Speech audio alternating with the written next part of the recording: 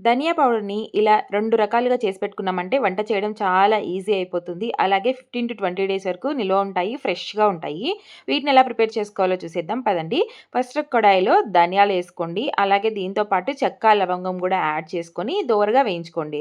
యాక్చువల్‌గా నేను అన్ని కర్రీస్‌లో మసాలా పౌడర్ అనేది యూజ్ చేయను. ఇట్లా ధనియాలు, చెక్క, లవంగం వేయించుకున్న పౌడర్‌నే ఎక్కువ యూజ్ చేస్తాము. చికెన్‌లో మాత్రమే కొంచెం ఎక్స్‌ట్రా మసాలా వేస్తాము. ఫస్ట్ వీటిని బాగా వేయించుకున్న తర్వాత హాఫ్ తీసుకొని ఒక మిక్సీలో వేసి మెత్తగా గ్రైండ్ చేసి పెట్టేసుకోండి. ఒక పౌడర్ రెడీ అయిపోతుంది.